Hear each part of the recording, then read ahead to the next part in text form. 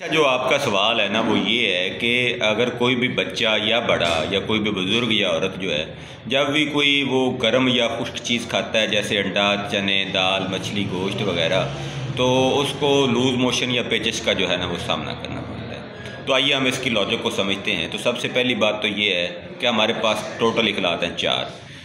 सुफरा है, सुदा है, बलगम है और खून है। अब अगर हम बात करें कि ये मैदे का मसला है तो ये मैदे का मसला हरगिज़ नहीं है, ये इंटेस्टाइनल प्रॉब्लम है जिसमें छोटी आंत और बड़ी आंत होती है। तो ज़्यादातर जो बच्चे या बड़े होते हैं ना उनकी छोटी आंत और बड़ी आंत में ये प्रॉब्लम हो जाता है, जिसको डॉक्टर्स जो हैं वो IBS डायरियल के तरफ ले जाते हैं। जो हकीम हज़रात हैं वो कोई इसको संग्रहणी कह देते हैं, कोई इसको पेचिस कह देते हैं, कोई इसको दस्त कह देते हैं, लेकिन हम समझते हैं कि लॉजिकली ये क्या होता है। तो देखिए, छोटी आंत और बड़ी आंत जो है ना जी, जब उसमें सफ़रा ज़्यादा गिरेगा यानी सफ़रावी मादा ज़्यादा गिरेगा तो एक तो उसकी हरकत जो है वो तेज़ हो जाएगी, जिसको हम कहते हैं इंटेस्टाइनल मूवमेंट।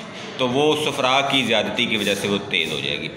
दूसरा ये है कि जब हरकत तेज़ होगी तो वो जो मवाद है वहाँ पे जो छोटी आंत और बड़ी आंत में है, जिसमें से न्यूट्रिएंट्स जो हैं वो निकलते हैं और बाकी जो इजाफी मादा होता है वो रेक्टम में जमा होता रहता है, तो वो जल्दी वहाँ से पास कर जाएगा क्योंकि अंदरियों की हरकत तेज़ है। दूसरी क्या है कि जब सफ़रा वहाँ से स्प्रेड होता है गाल ब्लैडर्स के अंदर से स्पिंकलर के ज़रिए, गाल ब्लैडर डक्ट के ज़रिए छोटी आंत में गिरता है, तो अगर वो सफ़रा की क्वांटिटी ज़्यादा गिरेगी तो वो उस जो हमारा मटेरियल है जो हमने ग़िज़ा खाई है उसको बारीक कर देगा, क्योंकि सफ़रा का काम ही बारीक करना है, तोड़ना है, तो उसको बारीक कर देगा, तोड़ देगा।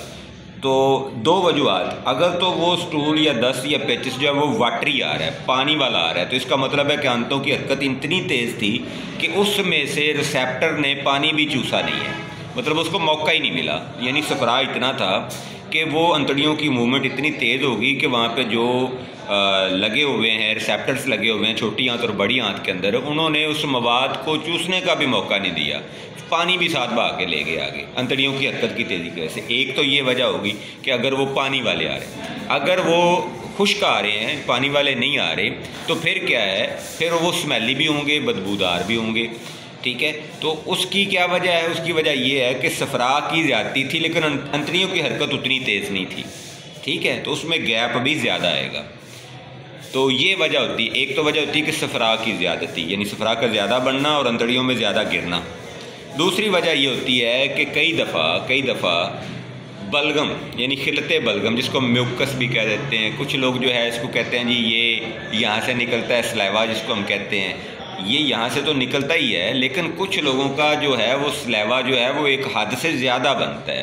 प्रॉब्लम यहाँ पे निकलने या बनने की नहीं, प्रॉब्लम ये है कि ज़्यादा मकदार में बन जाता है। तो जब वो मैदे में जाता है तो मैदे में एसिड जो है वो चूँकि कम होता है तो स्लाइवा ज़्यादा जाता है, अल्कली ज़्यादा होती है, तो उसमें जो वजह आती है ना वो पेट के भारीपन की आती है, भूख ना लगने की आती है, पेट का तन जाना, पेट का ऐसे बढ़ जाना, ये भारीपन की वजह आती है। उसमें अगर वो दस्त आएंगे, उनका जो कलर होगा ना वो सफ़ेदी माइल होगा, यानी वो ना तो सुर्खी माइल होगा ना येलविश होगा। तो अमूमन जो देखा गया ना जी, वो येलविश कलर के लोगों को दस्त, पेचिश, पखाने, मोशन, लूज मोशन, कुछ भी नाम उसको दे लें, IBS डायरियल का नाम दे लें, वो आ रहे होते हैं और उसकी सिर्फ वजह होती है सफ़रा की ज़्यादती। अब इसके इलाज के लिए नंबर 1 तो सफ़रावी चीज़ें छोड़ दें, और नंबर 2 इसका बेहतरीन जो इलाज है बना बनाया मार्केट से आपको मिल सकता है, जवारिश अनारैन ले लें, जवारिश आंवला ले लें, बस ये 2 दवाइयाँ ले लें, इसके अलावा तीसरी कोई दवाई नहीं लेनी है आपने।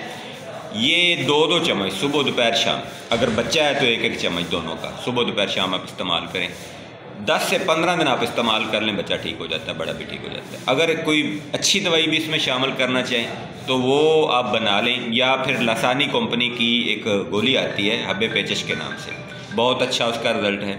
ये लसानी की आप लेंगे तो आपको फ़ायदा करेगी, बाकी कंपनीज़ की नहीं करेगी। थैंक यू जी, अल्लाह हाफिज़।